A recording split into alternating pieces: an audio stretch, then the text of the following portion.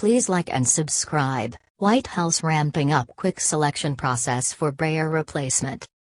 President Joe Biden, who learned of the justice's retirement in the middle of last week, is expected to put forward a nominee relatively soon, people familiar with the process said. Washington, with his presidential candidacy hanging in the balance, Joe Biden announced on a South Carolina debate stage in February 2020 that he would nominate a black woman to the Supreme Court if elected. It turned out to be a critical turning point in the campaign. Now, the opportunity to follow through on that pledge may serve as a similar inflection point for his presidency.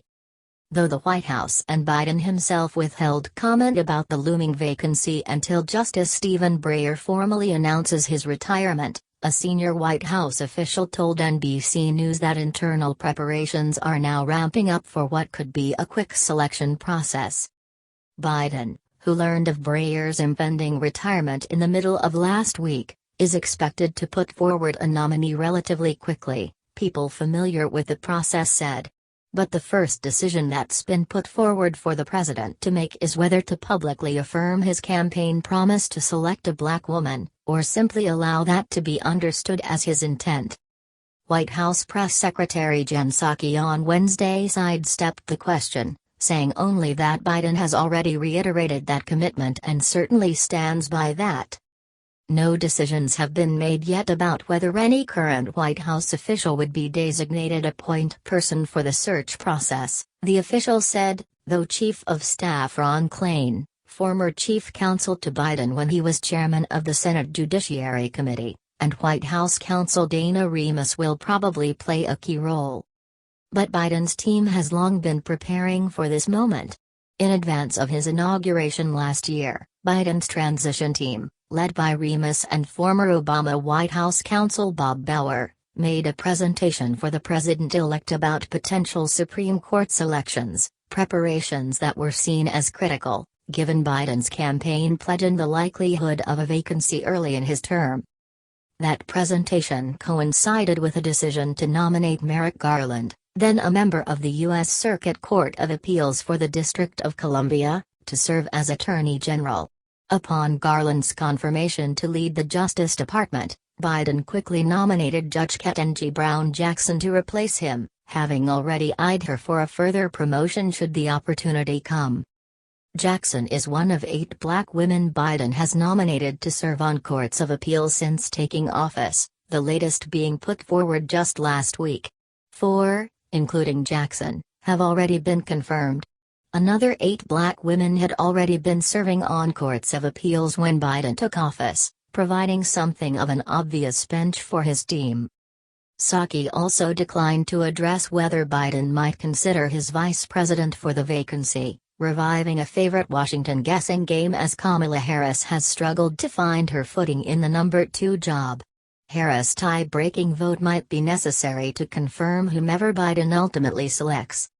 The president has every intention, as he said before, of running for re-election, and for running for re-election with Vice President Harris on the ticket as his partner, Psaki said on Wednesday. By making what would be a historic nomination, Biden and congressional Democrats have a chance for a political reset after a rough few months that included the inability to change Senate rules to advance voting rights bills that have been a priority of his party's base.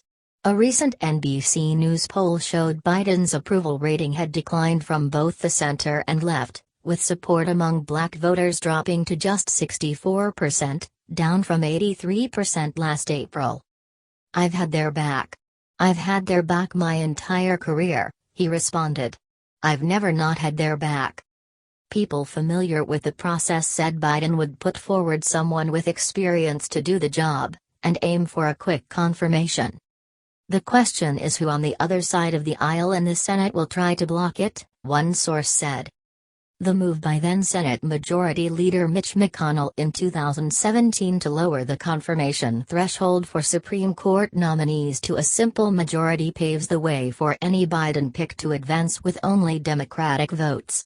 A successful confirmation would give Democrats a clear, concise message to help energize party voters who've been dispirited by infighting over the infrastructure and Build Back Better bills.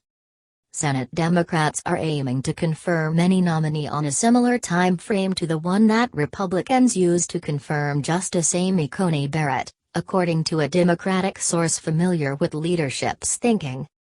Barrett, nominated just weeks before the 2020 presidential election, was confirmed in 27 days, Justice Brett Kavanaugh was confirmed in 88 days, and Justice Neil Gorsuch 65 days.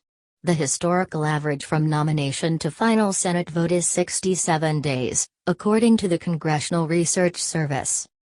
Biden will have the distinction of nominating the replacement for a justice whose confirmation he presided over as the Senate Judiciary Committee chairman in 1994. The president's deep experience in confirmation battles has been a core part of his political resume, at times used against him by Republicans. When President Barack Obama nominated Garland in 2016 following the sudden death of conservative Justice Antonin Scalia, McConnell justified his decision to block any consideration of the selection, even a committee hearing, by pointing to comments Biden made in June 1992 cautioning then-President George H.W. Bush against trying to fill a hypothetical vacancy in a presidential election year.